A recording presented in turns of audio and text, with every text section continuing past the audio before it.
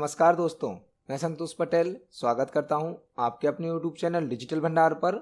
आज की वीडियो में हम CPCT एग्जाम जनवरी 2023 के लिए कंप्यूटर से संबंधित इम्पोर्टेंट क्वेश्चंस को समझने वाले हैं।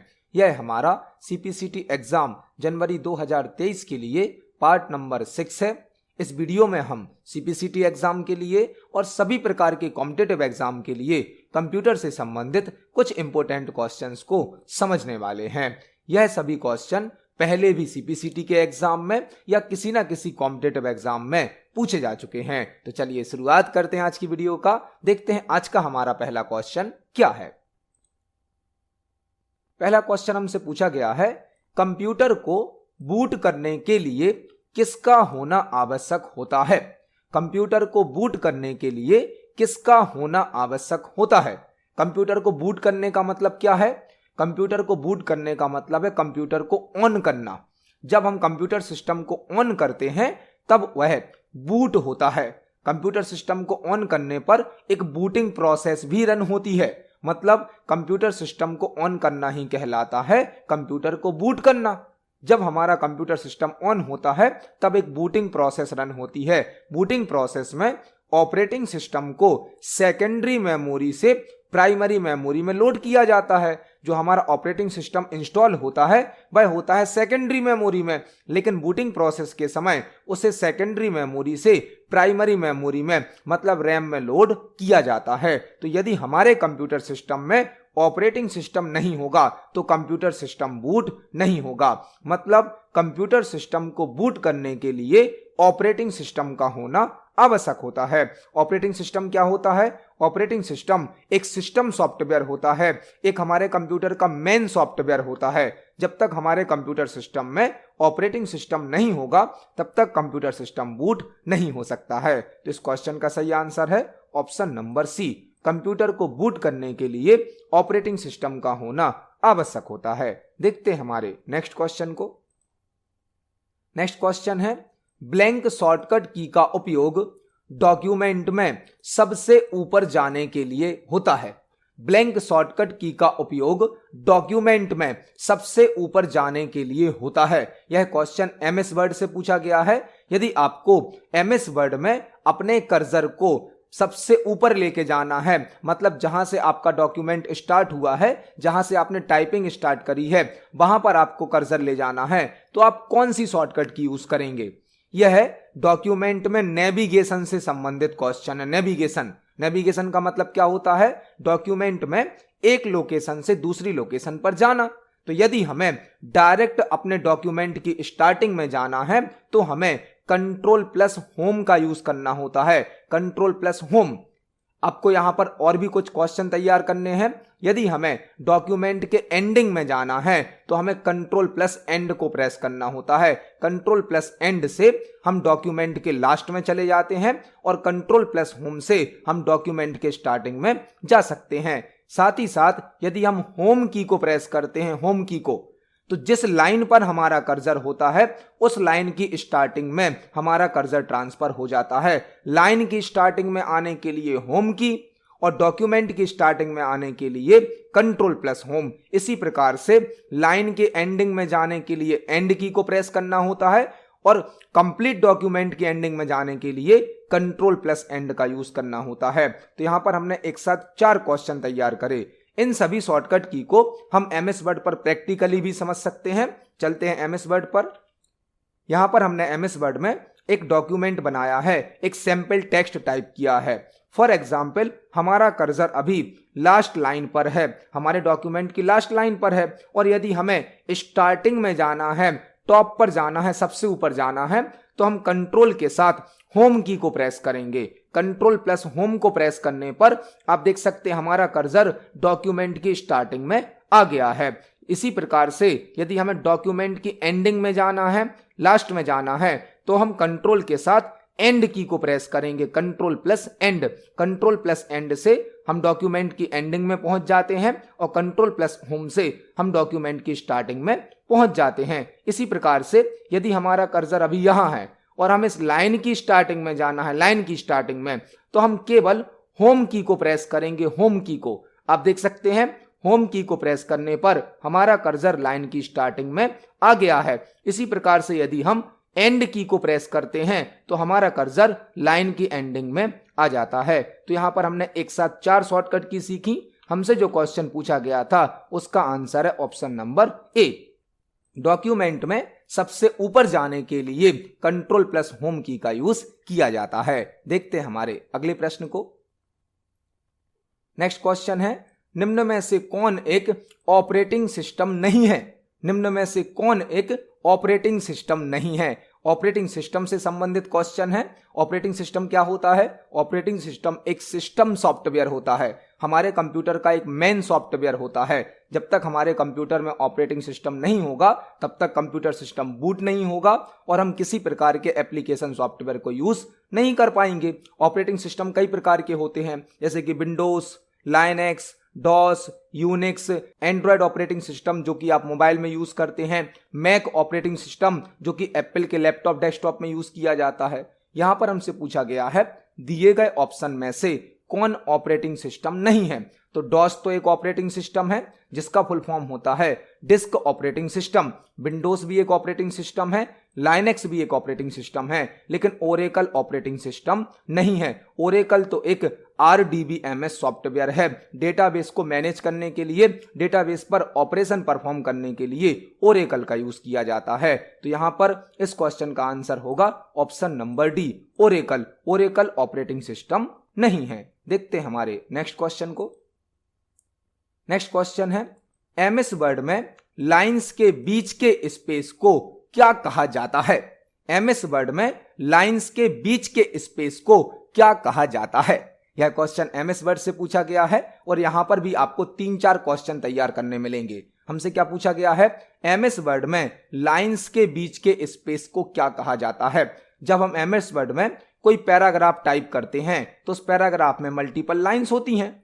2 लाइनों के बीच में आपने देखा होगा कुछ स्पेस होता है, कुछ गैप होता है, इसे कहा जाता है line spacing. Line spacing MS word में 2 लाइनों के बीच में जो स्पेस होता है उसे क्या कहा जाता है?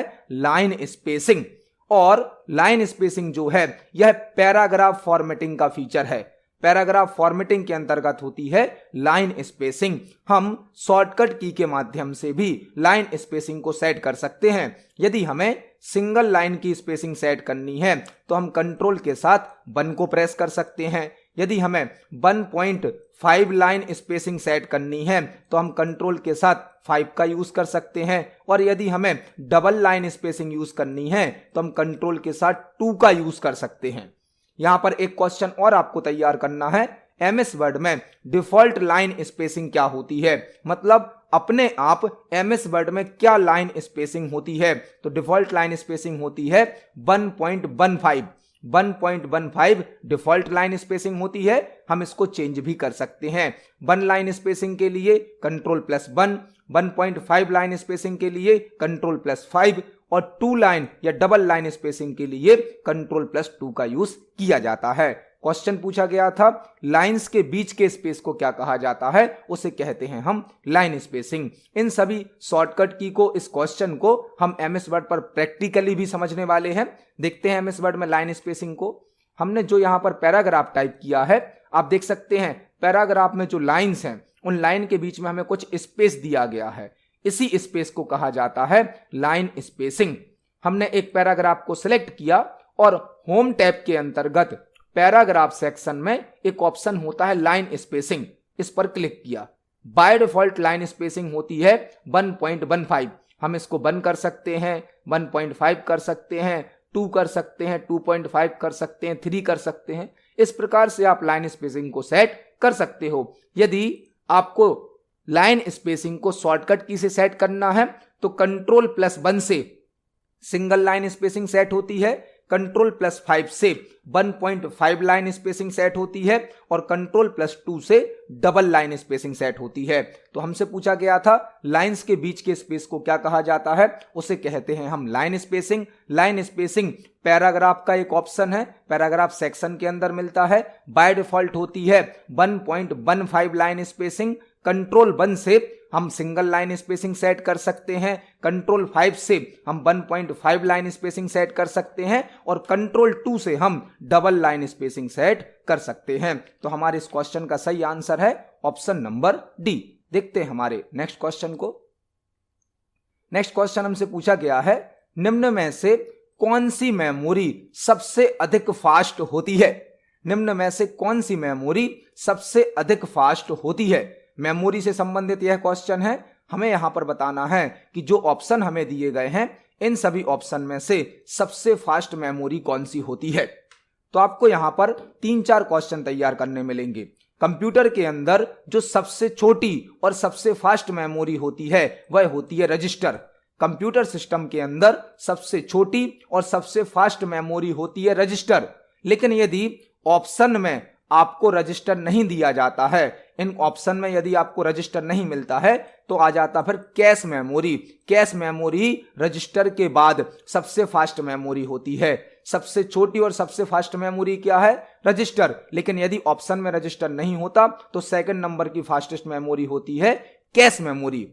जो रजिस्टर है यह कंप्यूटर के अंदर सबसे छोटी मेमोरी होती है, सबसे फास्ट मेमोरी होती है, जो कि प्रोसेसर या सीपीयू के अंदर इनबिल्ट होती है। कंप्यूटर के अंदर सबसे छोटी और सबसे फास्ट मेमोरी होती है रजिस्टर, जो कि सीपीयू या प्रोसेसर के अंदर ही इनबिल्ट होती है। इसके बाद सेकंड नंबर पर फास्ट मेमोरी होती है कैश मेमोरी। तो इस क्वेश्चन का आंसर क्या होगा? Option number D. आपको यहां पर 2 क्वेश्चन और तैयार करने हैं। रैम का फुल फॉर्म क्या है? Random access memory. रोम का फुल फॉर्म क्या है? Read only memory. इस क्वेश्चन का सही आंसर होगा ऑप्शन नंबर डी। देखते हैं हमारे अगले प्रश्न को। नेक्स्ट क्वेश्चन है, वेबसाइट के फर्स्ट पेज को क्या कहा जाता है? वेबसाइट के फर्स्ट पेज को क्या कहा जाता है? बहुत ही बेसिक सा और सिंपल सा क्वेश्चन है। एक वेबसाइट मल्टीपल वेब पेजेस का कलेक्शन होती है। एक वेबसाइट मल्टीपल वेब पेजेस का कलेक्शन होती है और वेबसाइट का जो पहला पेज होता है, फर्स्ट पेज होता है, उसे कहा जाता है होम पेज। प्रत्येक वेबसाइट का जो फर्स्ट पेज होता है वह होता है होम पेज और एक वेबसाइट मल्टीपल वेब पेजेस का कलेक्शन होती है। तो इस क्वेश्चन का सही आंसर होगा ऑप्शन नंबर बी। वेबसाइट के फर्स्ट पेज को होम पेज कहा जाता है। देखते हैं हमारे अगले प्रश्न को। नेक्स्ट क्वेश्चन है, निम्न में से कौन सा नेटवर्क साइज में सबसे बड़ा होता है? निम्न में से कौन सा नेटवर्क साइज में सबसे बड़ा होता है? यह क्वेश्चन कंप्यूटर नेटवर्क से पूछा गया है। दिए गए ऑप्शन में से कौन सा नेटवर्क साइज में सबसे बड़ा होता है? पहले आपको यह पता होना चाहिए कि कंप्यूटर नेटवर्क क्या होता है। कंप्यूटर नेटवर्क मल्टीपल कंप्यूटर्स का या मल्टीपल डिवाइसेस का कलेक्शन होता है। एक कंप्यूटर नेटवर्क मल्टीपल कंप्यूटर और मल्टीपल डिवाइसेस का कलेक्शन होता है। कंप्यूटर नेटवर्क क्यों बनाया जाता है? कंप्यूटर नेटवर्क इंफॉर्मेशन और रिसोर्सेज को शेयर करने के लिए बनाया जाता है। यदि हमें इंफॉर्मेशन को शेयर करना है और रिसोर्सेज को शेयर करना है तो हमें कंप्यूटर नेटवर्क बनाना होता है। कंप्यूटर नेटवर्क कई प्रकार के होते हैं, जैसे कि लैन, मैन, बैन, कैन, पेन, कई प्रकार के कंप्यूटर नेटवर्क होते हैं। हमसे पूछा गया है सबसे बड़ा नेटवर्क कौन सा है। आपको यहां पर कई प्रकार के क्वेश्चन तैयार करने मिलेंगे, जैसे कि सबसे छोटा नेटवर्क कौन सा होता है। साइज में सबसे छोटा नेटवर्क होता है पेन। पेन मतलब पर्सनल एरिया नेटवर्क। सबसे छोटा नेटवर्क होता है पेन, पर्सनल एरिया नेटवर्क। और सबसे बड़ा नेटवर्क होता है वैन, वाइड एरिया नेटवर्क। सबसे छोटा नेटवर्क है पेन, पर्सनल एरिया नेटवर्क और साइज में सबसे बड़ा नेटवर्क होता है वैन network, wide area network. Wide area network जो आप इंटरनेट यूज करते हैं वह वैन नेटवर्क का एग्जाम्पल होता है। लैन का फुल फॉर्म क्या होता है? Local area network. कैन का फुल फॉर्म क्या होता है? Campus area network. तो सबसे छोटा नेटवर्क होता है पेन, पर्सनल एरिया नेटवर्क, सबसे बड़ा नेटवर्क होता है वैन, वाइड एरिया नेटवर्क। और लैन का फुल फॉर्म क्या होता है? Local area network. कैन का फुल फॉर्म क्या होता है? Campus area network. तो इस क्वेश्चन में हमसे पूछा गया था सबसे बड़ा नेटवर्क कौन सा होता है, वह होता है वैन। तो हमारा आंसर होगा ऑप्शन नंबर डी। साइज में सबसे बड़ा नेटवर्क होता है वैन नेटवर्क। देखते हैं हमारे अगले प्रश्न को। नेक्स्ट क्वेश्चन है, नोटपैड सॉफ्टवेयर की फाइल का एक्सटेंशन क्या होता है? नोटपैड सॉफ्टवेयर की फाइल का एक्सटेंशन क्या होता है? जब हम नोटपैड सॉफ्टवेयर में कोई फाइल बनाते हैं तो उस फाइल को सेव करते समय क्या एक्सटेंशन हो जाता है। एक्सटेंशन क्या होता है?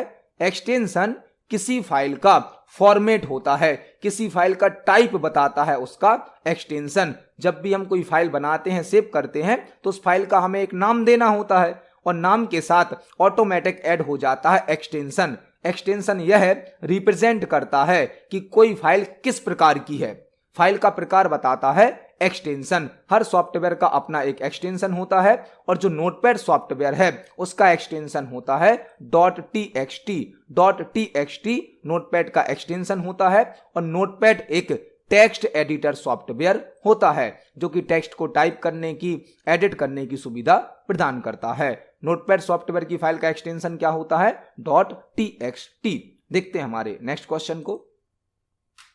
नेक्स्ट क्वेश्चन है आईपी एड्रेस की कितनी क्लास होती हैं? आईपी एड्रेस की कितनी क्लास होती हैं? यदि आप हमारे प्रीवियस वीडियोस को देख रहे हैं तो आपको इस क्वेश्चन का आंसर जरूर पता होगा।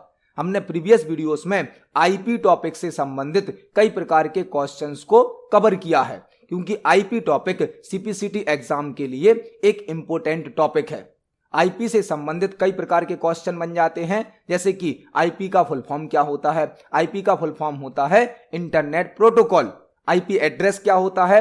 आईपी एड्रेस प्रत्येक कंप्यूटर का एक यूनिक नंबर होता है, एक यूनिक एड्रेस होता है जिसके द्वारा उस कंप्यूटर को नेटवर्क में पहचाना जाता है। आईपी एड्रेस की 5 क्लास होती हैं, 5, जो कि क्लास ए से लेकर क्लास ई तक होती हैं। आईपी एड्रेस की 5 क्लास होती हैं जो कि क्लास ए से लेकर क्लास ई तक होती हैं। और आईपी प्रोटोकॉल के 2 वर्जन होते हैं, IP protocol version 4, IP protocol version 6। IP protocol के 2 वर्जन होते हैं, IP protocol version 4, IP protocol version 6।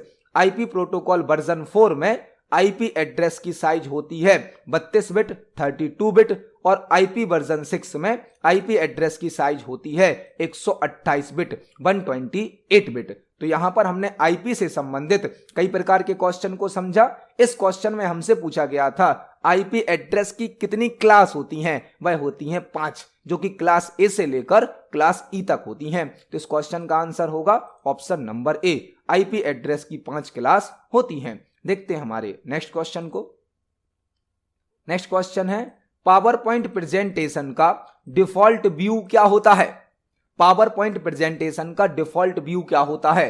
Power point जो कि एक प्रेजेंटेशन सॉफ्टवेयर है, प्रेजेंटेशन को बनाने की सुविधा देता है।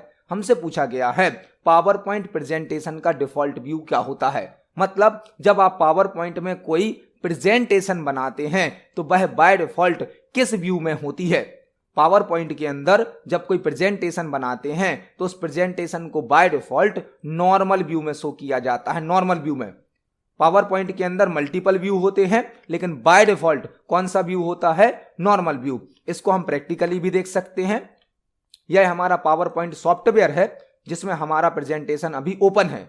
सभी प्रकार के व्यू हमें व्यू टैब के अंतर्गत प्राप्त होते हैं। आप देख सकते हैं यहां पर हमें 5 प्रकार के व्यू दिए गए हैं, normal view, outline view, slide sorter view, notes page और रीडिंग व्यू। लेकिन बाय डिफॉल्ट कौन सा व्यू होता है? नॉर्मल व्यू होता है। और 5 प्रकार के व्यू होते हैं पावर पॉइंट में, जो कि हमें व्यू टैब के अंतर्गत प्राप्त होते हैं। बाय डिफॉल्ट कौन सा व्यू होता है? नॉर्मल व्यू होता है। तो इस क्वेश्चन का आंसर होगा option number C, PowerPoint presentation का डिफॉल्ट व्यू नॉर्मल व्यू होता है। देखते हैं हमारे अगले प्रश्न को। नेक्स्ट क्वेश्चन है एसएमपीएस है एक। एसएमपीएस क्या है हमें यहां पर बताना है। एसएमपीएस है एक, यह क्वेश्चन सीपीसीटी के पेपर में आया है, इसी प्रकार से आया है। एसएमपीएस है एक, क्या है एसएमपीएस हमें यहां पर बताना है। एसएमपीएस का एक क्वेश्चन हमने प्रीवियस वीडियो में भी समझा था। उस वीडियो में हमने एसएमपीएस का फुल फॉर्म जाना था, लेकिन आज हमसे क्या पूछ लिया गया है? एसएमपीएस क्या है।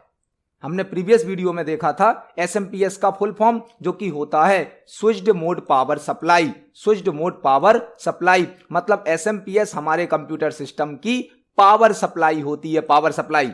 वही हम आपको बार बार बताते हैं कि एक टॉपिक जो आप पढ़ रहे हैं, समझ रहे हैं, उससे संबंधित कई प्रकार के क्वेश्चन बन सकते हैं। तो हमें एक टॉपिक से संबंधित हर प्रकार के क्वेश्चन को कवर करना है। प्रीवियस वीडियो में पूछा गया था कि एसएमपीएस का फुल फॉर्म क्या है। आज पूछ लिया गया कि एसएमपीएस है क्या। एसएमपीएस हमारे कंप्यूटर की पावर सप्लाई होती है, जिसका फुल फॉर्म होता है स्विच्ड मोड पावर सप्लाई। तो इस क्वेश्चन का सही आंसर है ऑप्शन नंबर सी, एसएमपीएस एक पावर सप्लाई होती है। देखते हैं हमारे अगले प्रश्न को। निम्न में से कौन सी की टॉगल की का एग्जाम्पल है? निम्न में से कौन सी की टॉगल की का एग्जाम्पल है? यह क्वेश्चन कीबोर्ड से पूछा गया है, कीबोर्ड से। निम्न में से कौन सी की टॉगल की का एग्जाम्पल है? टॉगल की कौन सी होती है कीबोर्ड में? कीबोर्ड के अंतर्गत वह की जो एक बार प्रेस करने पर ऑन हो जाती है और दोबारा प्रेस करने पर ऑफ हो जाती है, या एक बार प्रेस करने पर एक्टिवेट हो जाती है और दोबारा प्रेस करने पर डीएक्टिवेट हो जाती है, वह की कहलाती हैं टॉगल की। टॉगल की मतलब जो एक बार प्रेस करने पर एक्टिवेट होगी, ऑन होगी, और दोबारा प्रेस करने पर डीएक्टिवेट या ऑफ हो जाएगी। जैसे कि caps lock, number lock, scroll lock, यह सभी हमारी क्या होती हैं? टॉगल की होती हैं। जबकि आपसे एक क्वेश्चन और पूछा जा सकता है कि मॉडिफायर की कौन सी होती है? मॉडिफायर की, मॉडिफायर की वह की कहलाती हैं जो अदर की वर्किंग को बदल देती हैं, जनरली शॉर्टकट की बनाने के काम में आती हैं, जैसे कि ऑल्ट, कंट्रोल, शिफ्ट, यह मॉडिफायर की होती हैं जो दूसरी की वर्किंग को बदल देती हैं। जैसे कि आप यदि कीबोर्ड से सी को प्रेस करेंगे तो सी टाइप होगा, लेकिन कंट्रोल के साथ यदि सी को प्रेस करो तो वह कॉपी का वर्क करने लगता है। मतलब सी की वर्किंग को कंट्रोल की ने बदल दिया, मॉडिफाई कर दिया, तो वह कहलाती है मॉडिफायर की। ऑल्ट की, कंट्रोल की, शिफ्ट की, यह होती है मॉडिफायर की, जबकि caps lock, number lock, scroll lock, यह होती हैं हमारी टॉगल की। टॉगल की मतलब एक बार प्रेस करने पर ऑन हो जाती हैं, दोबारा प्रेस करने पर ऑफ हो जाती हैं। और कैप्स लॉक करती क्या है? यदि कैप्स लॉक को आप ऑन करेंगे तो आप जो भी टाइप करेंगे वह कैपिटल लेटर में टाइप होगा, और यदि आप कैप्स लॉक को ऑन कर देंगे तो स्मॉल लेटर में टाइपिंग होगी। इस क्वेश्चन का आंसर है option number B, caps lock. Caps lock एक टॉगल की होती है। देखते हैं हमारे अगले प्रश्न को। नेक्स्ट क्वेश्चन है, विंडो को मैक्सिमाइज करने का क्या मतलब होता है? विंडो को मैक्सिमाइज करने का क्या मतलब होता है? यह क्वेश्चन इसी प्रकार से सीपीसीटी के एग्जाम में पूछा गया है। अभी जो नवंबर में सीपीसीटी का एग्जाम हुआ है उसमें यह क्वेश्चन पूछा गया है, विंडो को मैक्सिमाइज करने का क्या मतलब होता है? जो हम ग्राफिकल यूजर इंटरफेस वाला सॉफ्टवेयर यूज करते हैं तो उसमें एक विंडो जरूर होती है। जैसे कि आप एमएस वर्ड को ओपन करते हैं, एक्सेल को ओपन करते हैं, तो उसकी एक विंडो, एक डायलॉग बॉक्स ओपन होता है जिसमें टॉप पर टाइटल बार होता है। टाइटल बार में सॉफ्टवेयर का नाम आता है और यहां पर 3 बटन होते हैं, मिनिमाइज, मैक्सिमाइज और क्लोज। तो जो सेकंड नंबर का बटन होता है यह होता है मैक्सिमाइज।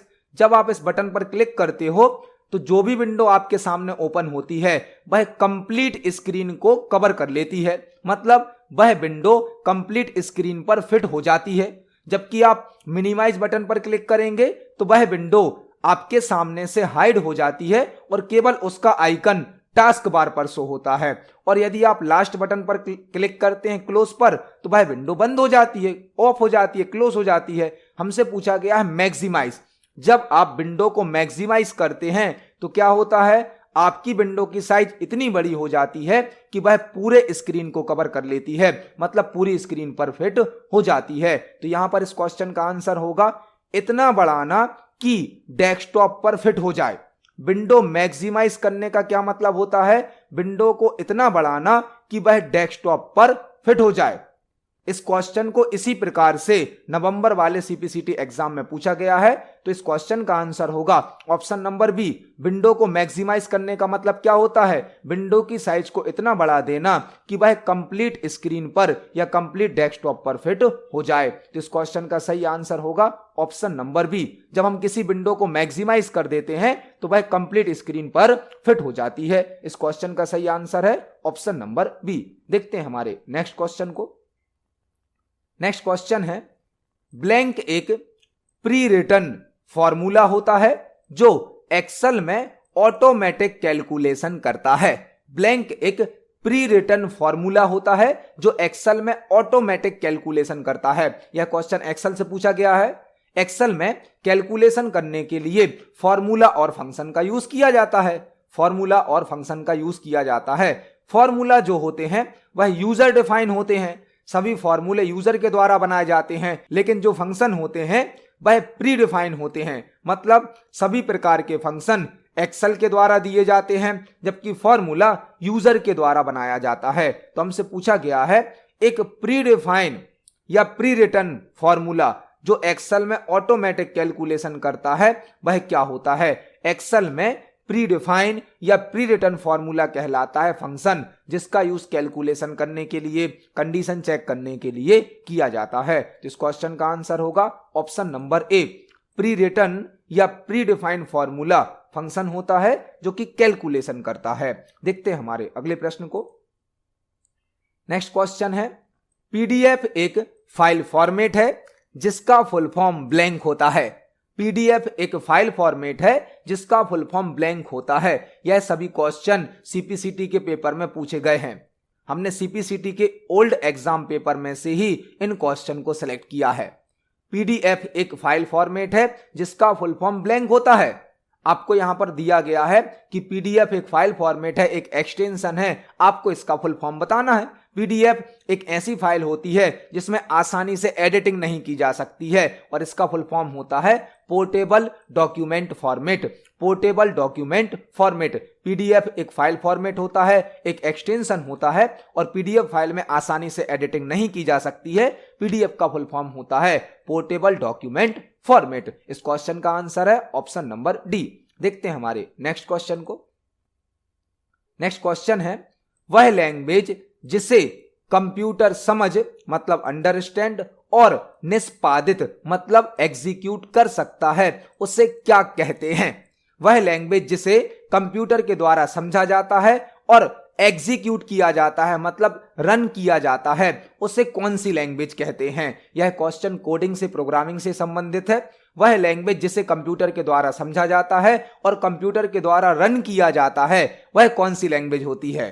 तो कंप्यूटर केवल मशीन लैंग्वेज को समझता है, बाइनरी लैंग्वेज को समझता है, 0-1 की लैंग्वेज को समझता है। तो इस क्वेश्चन का आंसर क्या होगा, मशीन लैंग्वेज। मशीन लैंग्वेज मतलब बाइनरी लैंग्वेज जिसे लो लेवल लैंग्वेज भी कहते हैं, 0-1 की लैंग्वेज भी कहते हैं। और इस लैंग्वेज को ट्रांसलेट करने की आवश्यकता नहीं होती है क्योंकि यह ऑलरेडी 0-1 के फॉर्मेट में होती है और कंप्यूटर सिस्टम केवल 0-1 की लैंग्वेज समझता है। तो इस क्वेश्चन का सही आंसर होगा ऑप्शन नंबर ए, मशीन लैंग्वेज।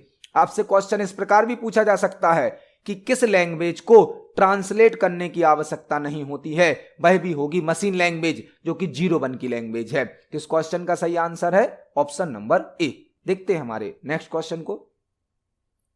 नेक्स्ट क्वेश्चन है, निम्न में से कौन से प्रकार की मेमोरी वोलेटाइल होती है। निम्न में से कौन से प्रकार की मेमोरी वोलेटाइल होती है। वोलेटाइल मेमोरी कौन सी होती है, जो कि अस्थायी होती है, अस्थायी टेम्परेरी होती है, वह होती है हमारी रैम।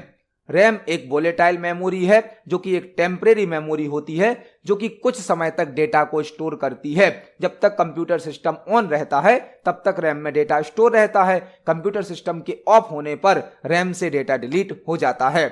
आपको एक और क्वेश्चन तैयार करना है, कई बार पेपर में पूछ लिया जाता है, जब हम किसी सॉफ्टवेयर को या किसी प्रोग्राम को रन करते हैं तो वह किस मेमोरी में आ जाता है। जब भी कोई प्रोग्राम या सॉफ्टवेयर रन होता है तो वह रैम मेमोरी में स्टोर हो जाता है।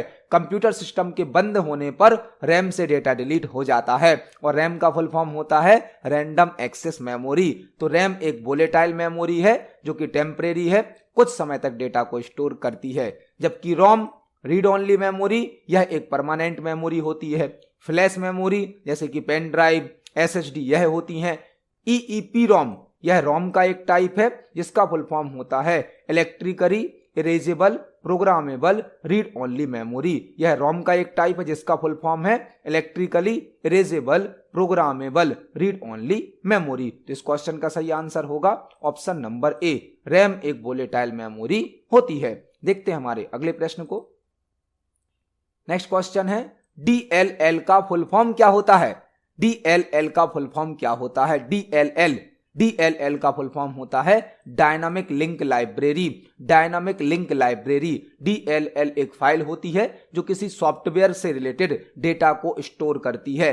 DLL मतलब डायनामिक लिंक लाइब्रेरी। इस क्वेश्चन का सही आंसर होगा ऑप्शन नंबर बी। DLL का फुल फॉर्म होता है डायनामिक लिंक लाइब्रेरी। देखते हैं हमारे अगले प्रश्न को।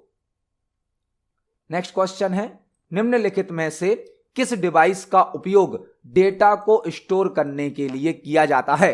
निम्नलिखित में से किस डिवाइस का उपयोग डेटा को स्टोर करने के लिए किया जाता है?